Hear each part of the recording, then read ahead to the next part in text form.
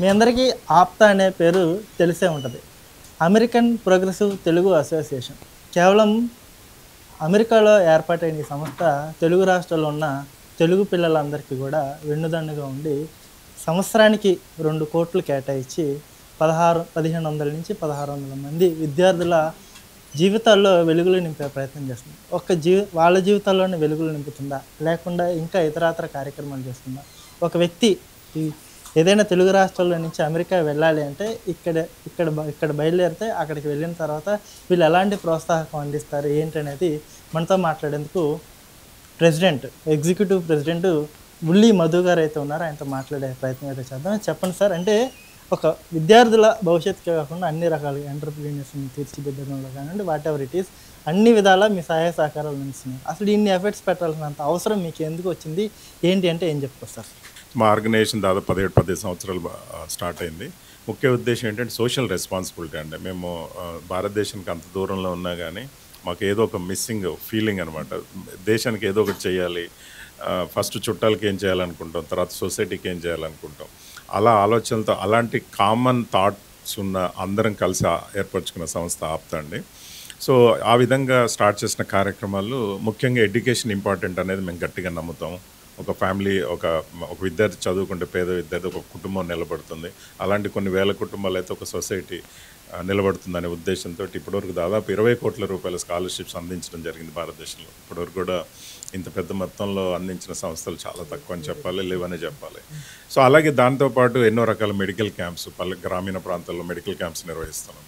ఎందుకంటే ఆరోగ్యం ఫస్ట్, విద్య తర్వాత ఆరోగ్యం, తర్వాత వ్యాపారం. సో ఇట్లా ఒక్కొక్క స్టెప్ ఇవాల్వ్ అవుతా ఎవ్రీడే.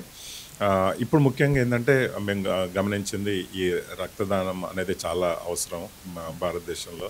ఇప్పటివరకు అమెరికాలో చేస్తూ వచ్చాము, 10-15 సంవత్సరాలుగా ప్రతి ఆగస్టులో నిర్వహించడం జరుగుతుంది. భారతదేశంలో కూడా అనుబంధ సంస్థ ఆప్తా సౌజన్యంతో ఇలాంటి కార్యక్రమాలు మొదలుపెట్టి నిన్న బ్లడ్ డ్రైవ్ కిక్ ఆఫ్ చేసాం విజయవాడలో. ఇది 2 రాష్ట్రాలకు తీసుకెళ్తాం.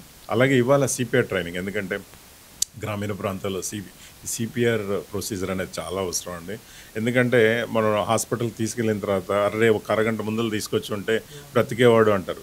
దానికి సమాధానం ఏంటి అంటే కొన్ని కేసులు ఈ గుండెపోటు ఇలాంటి విషయాల్లో సిపిఆర్ అనేది కొన్ని కేసుల్లో హెల్ప్ అవుతుంది. సో పిల్లలకు ఒక అవగాహన ఉండాలి. ఎప్పుడైతే బ్రీత్ ఆగిపోతే, హార్ట్ బీట్ ఆగిపోయినప్పుడు ఇది ఎమర్జెన్సీ ప్రొసీజర్, కానీ ఇది ఎలా చేయాలో తెలియదు. ఏదో సినిమాల్లో చూస్తాం కానీ లైవ్గా పిల్లల్ని ట్రైన్ చేయాలనుకుంటాం. ఎందుకంటే ప్రతి గ్రామీణం కానీ పట్టణం కానీ విద్యార్థులు పాత్ర చాలా అవసరం సమాజంలో. వాళ్ళకి ఇంట్లో వాళ్ళ పెద్దవాళ్ళకి ఏదైనా ఇలాంటి విపత్తు వచ్చినప్పుడు వాళ్ళు ట్రైన్ అయ్యి ఉండాలి. ట్రైన్ అవ్వకపోతే కన్ఫ్యూజ్ అయిపోతారు. సో అందుకని ఈ కార్యక్రమం మొదలుపెట్టాం. ఇవాళ మన ఐకాన్ స్కూల్స్ అయితే ఏంటి, అలాగే ఇమేజ్ ఒమేగా అను హాస్పిటల్ వారి సౌజన్యంతో ఐకాన్ స్కూల్స్లో విద్యార్థులందరికీ ట్రైనింగ్ క్యాంప్ నిర్వహించడం జరిగింది. దీన్ని 2 రాష్ట్రాల్లో ప్రతి ప్రాంతానికి తీసుకెళ్తాం. తెలుగు రాష్ట్రాల పర్యటనకు వచ్చారు, ఎలా అనిపిస్తుంది సార్? అంటే ఇప్పటి వరకు మీరు పర్యటనలో ఏమేమి పార్టిసిపేట్ చేశారు సార్? ఎంతవరకు అవగాహన కార్యక్రమాలు కానీ, సేవా కార్యక్రమాలు కానీ ఇప్పటి వరకు ఏమేమి చేపట్టారంటే ఏం చెప్తారు? చాలా అవసరం ఉందండి ఇక్కడ సమాజం, సొసైటీకి అయితే.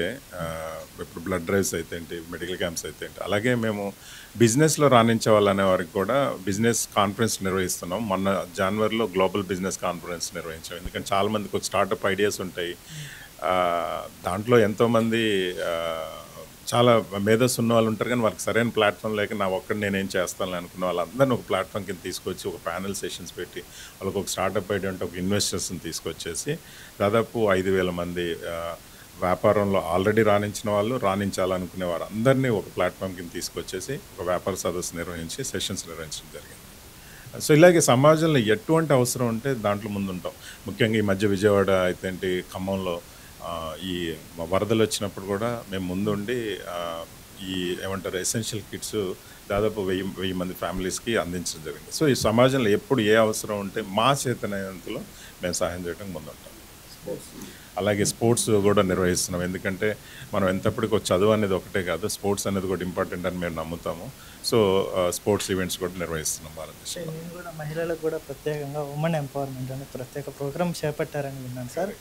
దాని ద్వారా ఇప్పటివరకు ఎంతమందికి మీరు అంటే వాళ్ళని ఎంతమందిని తీర్చిదిద్దగలిగారంటే ఖచ్చితంగా అండి. వ్యాపారంలో రాణించే మహిళలందరినీ కూడా ఒక తాటి కిందకి తీసుకొచ్చేసి ఉమెన్ ఎంటర్‌ప్రెన్యూర్ సెషన్స్ కూడా నిర్వహించాము. ఇవే కాకుండా గ్రామీణ ప్రాంతాల్లో మేము 17, 18, 19 ప్రాంతంలో ఈ గ్రామీణ బాలికలకి శానిటరీ ప్యాడ్స్ అవసరం చాలా ఉందని గుర్తించి దాదాపు 10, 12 లక్షల శానిటరీ ప్యాడ్స్ డిస్ట్రిబ్యూట్ చేయడం జరిగింది దాదాపు 25 గ్రామాల్లో. సో ఎప్పుడు ఏ అవసరం ఉన్నా గానీ మేము ముందుంటాం.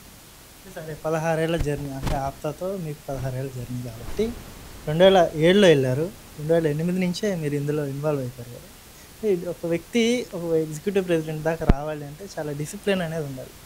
మీరు పెట్టుకున్న డిసిప్లిన్ ఏంటి? మీరు పెట్టుకున్న బౌండరీస్ ఏంటి? అంటే మీరు అంటే ఎన్నికలు జరిగినాయి కాబట్టి అందులో మిమ్మల్ని పబ్లిక్ అంతా ఎన్నుకున్నారు, మెంబర్స్ అంతా ఎన్నుకున్నారు, మీరు గెలుపొందడం జరిగింది. మీ డిసిప్లిన్ ఏంటి? మీ బౌండరీస్ ఏంటి? మీ పరిమితులు ఏంటంటే ఏం చెప్పుకోవచ్చు? ఏం లేదండి. ఏం ఆశించకుండా చేస్తే ఏది ఏ టైంలో జరగాలో అది జరుగుతుంది. ఆశించి చేసామనుకోండి భంగపాటు పడతాం. సో మనస్ఫూర్తిగా మనకి ఏది అవసరం అది చేసుకుంటే వెళ్ళాం. ఇప్పుడు నాకేంటంటే స్టూడెంట్స్ అమెరికాకు వచ్చే స్టూడెంట్స్ మీద చాలా కన్సర్న్. వాళ్ళకు ఒక స్టూడెంట్ అసిస్టెన్స్ అనే ప్రోగ్రాము ఇనిషియేట్ చేయడం జరిగింది. అలాగే జాబ్ అసిస్టెంట్ చాలామందికి అమెరికాలో జాబ్ పోయినప్పుడు ఆ బాధ వర్ణాతీతం. ఎందుకంటే అక్కడ ఉన్న ఇమ్మిగ్రేషన్ ఇష్యూస్ వలన. సో దానికి జాబ్ అసిస్టెన్స్ గ్రూప్ నిర్వహించడం జరిగింది. అలాగే శానిటరీ ప్యాడ్స్ అవసరం ఉన్నప్పుడు దాని ముందుకు వచ్చాను. బట్ నేను ఏ రోజు ఏది ఆశించి చేయలేదు. నాకు తృప్తి ఒక నలుగురికి సహాయం చేసామని. ఆటోమేటిక్గా ఈ రెస్పాన్సిబిలిటీ ఇది ఒక రెస్పాన్సిబిలిటీ అండి. ప్రెసిడెంట్ అనేది ఇది పదవి కాదు. ఎందుకంటే నాకు ఒక రోల్ ఇచ్చారు, నేను చేశాను.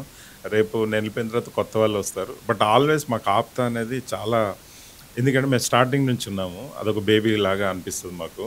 ఎవరు వచ్చినా మా వృక్షాన్ని ఇంకా పెద్ద వృక్షంగా తీసుకెళ్ళి ఒక 100 మందికి 1,00,000 మందికి నీడనివ్వాలి అంతే. అంతకుమించి పర్సనల్గా ఎటువంటి మాకు ఇవి లేవు. అంటే సంవత్సరానికి ఒక 20 కోట్లు కేటాయిస్తున్నారు. 1,500 మంది పిల్లలకి మీరు వెన్నుదండుగా నిలుస్తున్నారని చెప్పేసారు కదా. అంటే ఎవరైనా ఇబ్బంది పడుతున్న వాళ్ళు మిమ్మల్ని ఎలా అప్రోచ్ అవ్వాలి, ఎలా అప్లై చేయాలి, ఈ ప్రొసీజర్ ఏంటంటే ఏం చెప్పుతారు? దీనికి ఒక డిసిప్లినరీ సిస్టమ్ ఉందండి. ఎందుకంటే మాకున్న పరిమితుల్లో మేము మొత్తాన్ని సమాజానికి చేయగలం అంటే చేయలేం. బట్ మాకు ఒక రెఫరెన్స్ అంటే మా మెంబర్ ఎవరైతే ఉన్నారో 8,000 మంది మెంబర్స్, ఒక మెంబర్ ఒక 3 స్టూడెంట్స్ని, ఎందుకంటే దానివల్ల మేము ఈ ప్రాసెస్ చేయాల్సిన అవసరం ఉండదు జెన్యునా కాదనేది. ఆ స్టూడెంట్ అంటే ప్రతి మెంబర్ని ఇన్వాల్వ్ చేస్తున్నాం. Our organisation is member driven organisation, not leaders driven కాదు ఇది. సో ఆ మెంబర్ వెళ్ళి వాళ్ళకి తెలిసిన సర్కిల్లో ఒక 3 స్టూడెంట్స్ని ఒక ఎంక్వైరీ చేసి ఇతను పేద విద్యార్థి అన్నప్పుడు తీసుకొచ్చినప్పుడు దాన్ని పరిగణనలోకి తీసుకుంటాము. దానికి ఒక ఎలిజిబిలిటీ క్రైటీరియా ఉంది. ఇంత సర్టెన్ పర్సంటేజ్ ఉండాలి, పూర్ స్టూడెంట్ అయి ఉండాలి ఇవన్నీ. సో మెంబర్సే పాత్రదారులు బెనిఫిషియర్స్ తీసుకురావడం. ఆన్లైన్ అంటే ఇట్లాగే ఇప్పుడు నేను మీకు కలిసాను, మీకు కలిసిన ఏదో ఒక మెంబర్ ద్వారా మీరు ఒక రిక్వెస్ట్ పెట్టినప్పుడు వర్క్ చేసుకోవచ్చు. ఆన్లైన్లో అప్లై చేయటం అనేది సిస్టమ్ లేదు. ఎందుకంటే దీనివల్ల కొన్ని లక్షలు వచ్చినప్పుడు మేము దాన్ని ఫిల్టర్ ఎలా చేయాలో మాకు కష్టమైపోతుంది. ఏం చెప్తారు తెలుగు ప్రజలు ఏం చెప్పాలి అంటే ఒకరికొకరు సహాయం చేసుకోండి. మీరు మీ పక్కన ఉన్న 3 సంతోషంగా ఉంటే మీరు ఆటోమేటిక్గా మీరు సంతోషంగా ఉంటారు, మీ పిల్లలు సంతోషంగా ఉంటారు. నేను నా కోసం ఆలోచించినప్పుడు సమాజం ముందుకెళ్తూ, నేను మన కోసం అన్నప్పుడు ముందుకెళ్తుందండి. మన కోసం మనం